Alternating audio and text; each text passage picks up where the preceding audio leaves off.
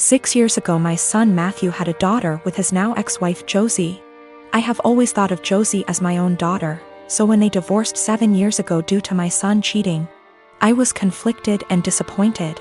Josie wasn't particularly close with any of her family, so my husband and I naturally took them in. Josie was an angel. She had insisted that we didn't have to lift a finger more than before we had taken them in, and though she was hurt, she kept civil around Matthew. My husband and I held a huge hand in raising their daughter Ruth, because Matthew remarried less than a year later and now has a 4-year-old son after disowning Ruth. 2 years ago my husband was diagnosed with lung cancer. It was hard on everyone, especially Ruth. They were extremely close. She told him about her girlfriends and boyfriends before anyone else and has always wanted him to be the one to walk her down the aisle at her wedding. Matt rarely ever visited and didn't answer our calls, often saying that we had other kids, so it wasn't like my husband was dying lonely. Last night Matt stopped by to talk about inheritance. He never mentioned Josie nor Ruth and hinted that he thought he should get more inheritance than his siblings the entire time. My husband and I shared awkward looks until he decided to cut in. He explained that everyone would get a piece, but he'd focus more on Ruth and Bonnie, one of our other grandkids. Matt got angry and said that Ruth was just a bastard and that his son deserved more than her. My husband got furious after that and left the room saying that he wouldn't include Matthew at all. Matt yelled back and turned to me saying that Ruth wasn't worth it because she'd just grow up to be a whore like her mother. I told him that I'd rather have her mother as my daughter than him as my son and insisted that he leave. I'm getting phone calls from Matt's wife and family friends saying that my husband and I overreacted, and he was just angry that we were playing favorites. To clear some things up, Josie did not cheat on Matthew. Josie and Matthew met later in college and Josie was known as a party girl. Before that, Ruth isn't the product of an affair, but we are planning on getting a DNA test because what Matthew said has gotten under Ruth's skin. She was at the house when this occurred and overheard it. When it came to taking in Josie and Ruth, we didn't hesitate because Josie is not from here. She and Matt lived in another country until he moved them here a few months before he got caught cheating, and they had nowhere else to go as Josie was a stay-at-home mom. I had no intentions of choosing Josie over Matt then and now, and I never discouraged Matt from visiting. I tried to make it very clear that we weren't picking and choosing when we took Josie in. We just wanted her and our granddaughter to be safe and have a good home. I have a daughter Sadie with my ex-husband John. We got divorced 5 years ago and I have primary custody while he sees her 2 weekends a month. Last year, he got married to Amanda, who has sole custody of her kids from a previous marriage.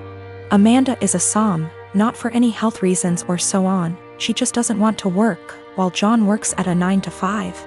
He makes good money to support them, but not enough to live in luxury. I have a much higher paying job. Since it's just me and Sadie, I make sure she has the best possible life. She goes to a private school, set her up a college fund, and she has much better things than most kids: phone, clothes, etc. I still manage to raise her to be humble and not take things for granted, and she's one of the hardest working people I know.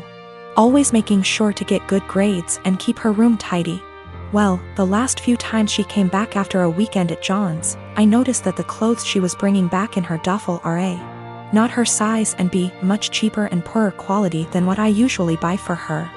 I asked her why that is and she told me that while she's at her dad's, Amanda takes away her nice clothes and gives them to her kids while Sadie gets the clothes they buy from Target.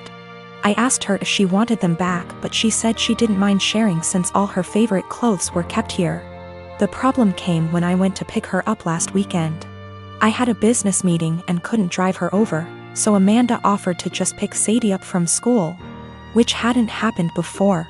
When I got there on Sunday, John and Amanda asked me to sit down with them, and when Sadie came to hug me, Amanda sent her to her room quite harshly, saying her punishment wasn't over yet.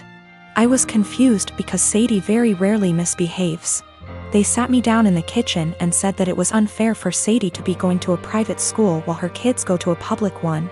So they decided that Sadie would be pulled out of private school and put in the same school as the girls. They also said I should keep up Sadie's punishment because when they told her, she blew up at them, told them it wasn't fair, and yelled that Amanda and her kids weren't even her real family, that all they did was steal. I told them in no uncertain terms to off. I would not be pulling my child out of a school she likes, away from her friends, because they can't afford it. I told them they could easily make as much money as me if Amanda started working in her field because she has the qualifications, and the job market is very good. I told them their money problems are not my issue, and if Sadie's items get stolen again or they try to pull her out of school, I'll be taking this to court. They've been blowing up my phone ever since, calling me a selfish. And after telling the story to a friend, he told me I was rubbing my success in their face. But I still don't feel like I did anything wrong. I got temporary guardianship while waiting for a court hearing. We're going to try to get full custody and have John get 1 day a week of visitation, supervised for at least the first few months, and no contact with Amanda or her kids. This way, he still sees Sadie just as much and they can try to repair their relationship, but she doesn't have to go back there. All contact between us is made through emails which are CC'd by my lawyer, and I've asked for Sadie's things back. I've talked to Sadie and we've decided that she's going to try therapy for a little while to help deal with everything that's happened.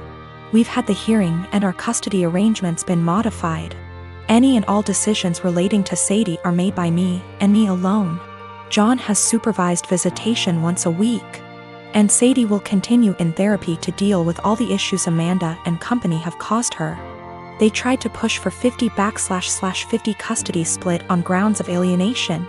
So me trying to put Sadie against her father. But we made it clear from the start that we wanted to keep Amanda and her children away, and wanted supervision only because we don't feel safe leaving him alone as of yet, but that we were open to modifications. Thanks to that, the proof of stealing, and Sadie's therapist's testimony, their claim was thrown out pretty quickly.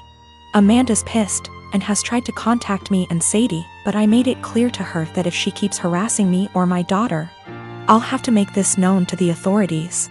Sadie and I have blocked her everywhere, and any communication between John and us is made through text messages or emails only. I purchased a 3-bedroom condo in Toronto, Canada 5 years ago when I was in my 2nd year of medical residency. Soon after the purchase, I rented one of the rooms to my roommate to offset the costs of the mortgage. I live in one room, she lives in the second, and the third is my study/office. She has been a great roommate from the beginning. We aren't necessarily friends, as in we don't do things together for fun, but we get along exceptionally well. The entire roommate/tenant relationship has gone swimmingly up until recently. A couple of weeks ago, my roommate broke the news to me that she is pregnant. The father was a fling of hers, who does not want anything to do with the child. My roommate has decided she wants to keep the child anyways, and raise it on her own. To me that seems like a huge challenge, and I admire her for it. The issue is, while I don't necessarily dislike children, I have no desire to live with a baby. While the condo is a fair size, I will most definitely be woken up by the babies crying at night. My condo is also where I like to come home to and relax, like a haven after a long workday. And the idea of coming home to a baby honestly seems absolutely chaotic.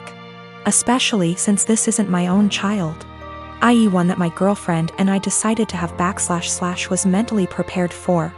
As difficult as it was for me to do this, I told her essentially what I've written here. And that it would be best if she finds somewhere else to live. I am not rushing her out or anything like that, I have given her 6 months notice. Since any later than that will come too close to the birth.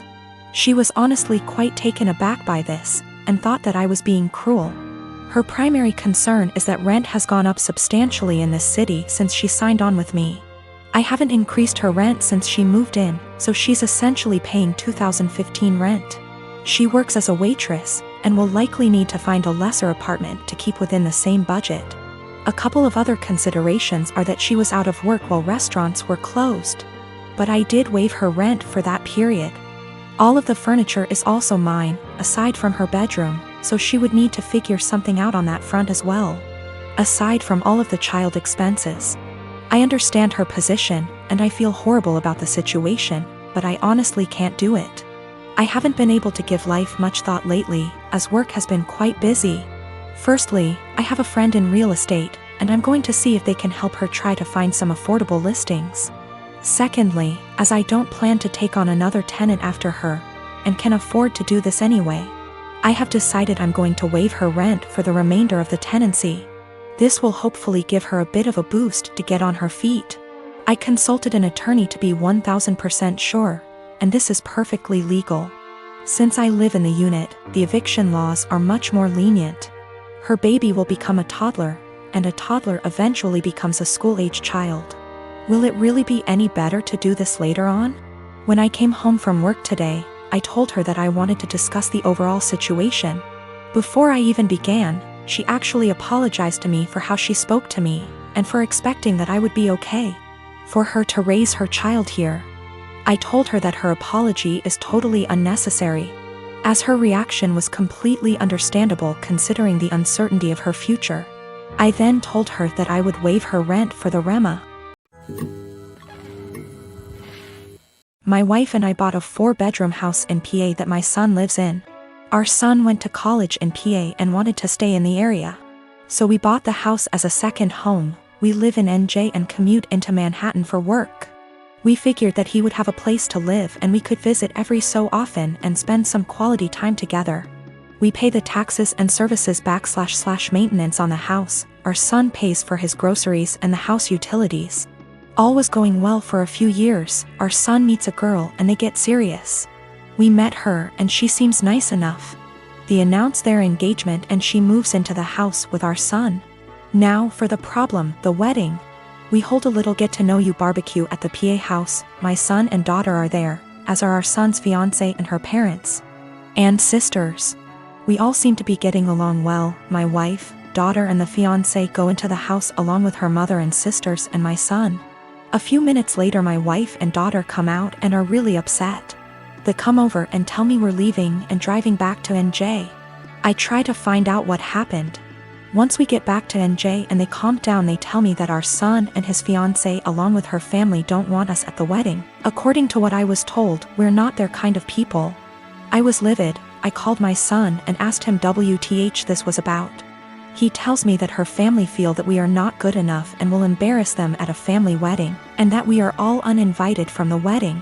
I let a week go by to calm myself down and drive back to the PA house. The new future in-laws are in the house along with the fiancé.